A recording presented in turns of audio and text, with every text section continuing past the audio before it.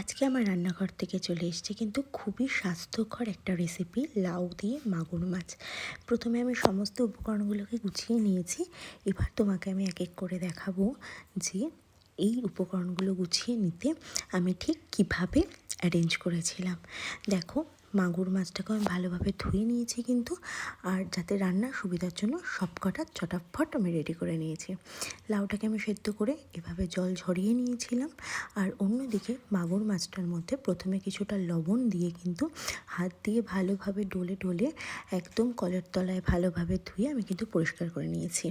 এবার মাগুর মাছটার মধ্যে লবণ হলুদ দিয়ে মাছটাকে মাখিয়ে নিয়ে গরম তেলের মধ্যে দিয়ে ভেজে নিলেই কিন্তু মাগুর মাছ ভাজা হয়ে যাবে। প্রথমে কিন্তু আমি তেলের মধ্যে একটু লবণ দিয়ে নিয়েছিলাম, কারণ আঁশছাড়া মাছ তো প্রচণ্ড ছেটে, তাই তেলের মধ্যে লবণ দিয়ে নিলে কিন্তু যে কোনো আঁশছাড়া মাছ কিন্তু খুব ভালোভাবে ভাজাও হয় আর অতটা তেল ছিটকয় না। এরকম ভালোভাবে এপিট ওপিট করে মাগুর মাছটাকে ভেজে নিয়েছিলাম, নিয়ে কিন্তু আমি একটা পাত্রের মধ্যে সাইড করে রেখে দিয়েছি। তোমরা কি লাউ দিয়ে মাগুর মাছ খাও, নয়তো মাগুর মাছের কী কী রেসিপি খাও আমাকে কিন্তু অবশ্যই জানিও। এবার আমি ওই একই তেলে জিরে আর তেজপাতা ফোড়নে দিয়েছি।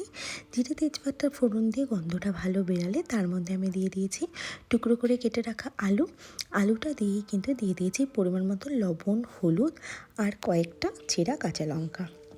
ভালোভাবে সমস্ত উপকরণগুলো নাড়াচাড়া করে নিয়ে আমি এবার কিন্তু দিয়ে দেবো আগে থেকে সিদ্ধ করে জল ঝরানো লাউয়ের জলটা কিন্তু ফেলে দেবে না, ওটা দিয়েই কিন্তু আমাদের বাকি রান্না হবে। লাউটাকে আলুর সাথে ভালোভাবে মিশিয়ে নিয়ে এবার আমি গুঁড়ো মশলার মধ্যে ব্যবহার করেছি ধনের গুঁড়ো, জিরের গুঁড়ো আর লঙ্কার গুঁড়ো। বেসিক মশলা, এটা সব রান্নাতেই যায়।